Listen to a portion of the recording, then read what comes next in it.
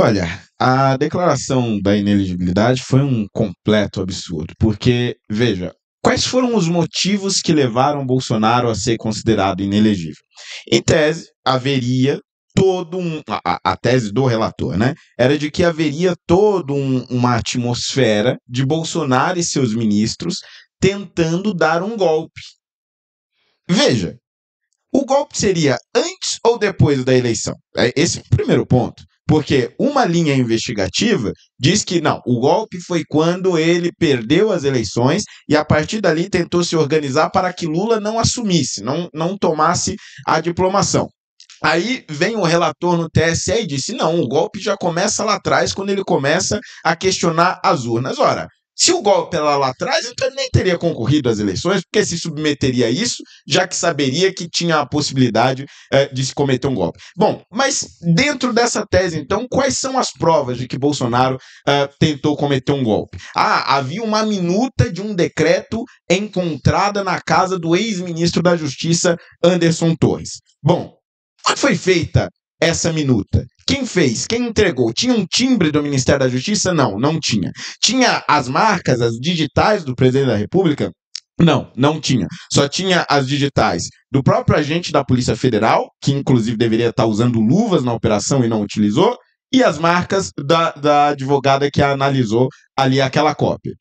Mas ele fez reuniões com os embaixadores. É dever do presidente da República fazer reuniões com os embaixadores.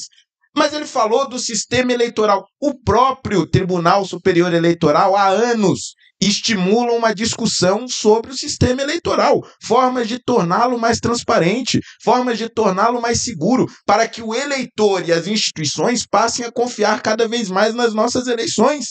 Ora, então é dever do presidente da República dizer ao mundo que essa discussão existe no Brasil e que ele, enquanto autoridade máxima do Poder Executivo, também incentiva esse debate, também quer essa transparência. Não havia absolutamente nada de errado naquelas reuniões com os embaixadores. Ele estava exercendo o seu papel de presidente da República, inclusive determinado pela Constituição, que dá ao presidente a responsabilidade pelas relações exteriores. E aí vem a argumentação de que ele estaria extrapolando e utilizou ali a TV Brasil como uma forma de propaganda antecipada. Eu não sei como que isso poderia ser uma propaganda antecipada, porque se você está questionando o sistema eleitoral, se você está propondo que ele seja mais seguro, se você está propondo que ele seja mais transparente, é óbvio que você está propondo isso tanto para si quanto para o seu adversário. Dizer que isso é uma propaganda é, na verdade, um grande contorcionismo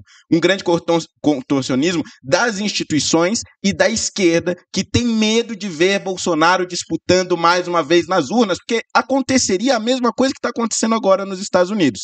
Quando Biden assumiu, transformou os Estados Unidos em um maior desastre e agora quase todas as pesquisas estão dizendo que Trump seria reeleito presidente dos Estados Unidos se as eleições fossem hoje. O mesmo aconteceria no Brasil com Bolsonaro candidato.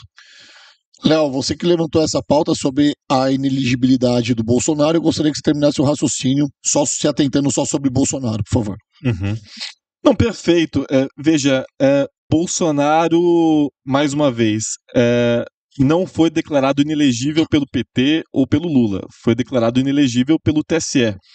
Lula não tem medo. 2 ministros que tinham sido acabados de serem nomeados pelo governo. Bom, e 2 foram nomeados pelo Bolsonaro, inclusive André Mendonça e Nunes Marques, que coincidentemente são contrários, né, à inelegibilidade.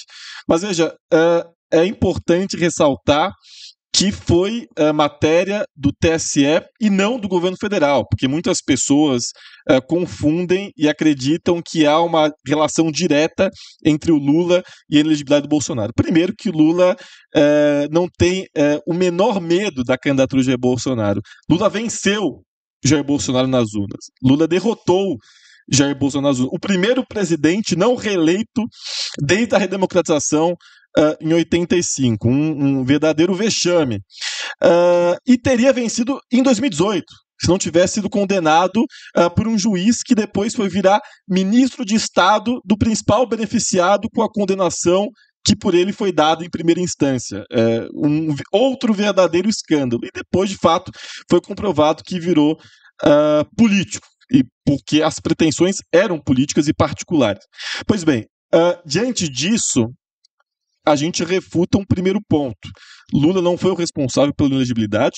Lula derrotou o Bolsonaro em 2022, estava em primeiro lugar nas pesquisas de 2018 e, portanto, não interessa a inelegibilidade do Bolsonaro. Aliás, setores do PT, eu posso dizer isso, e setores de esquerda prefeririam que Bolsonaro estivesse elegível para manter uma eventual polarização. Seria muito melhor disputar com o Bolsonaro, que tem um índice de reprovação muito maior do que figuras como João Dória, Sérgio Moro, Simone Tebet, do que deixá-lo inelegível. Então foi uma decisão técnica, jurídica e pautada numa reunião criminosa.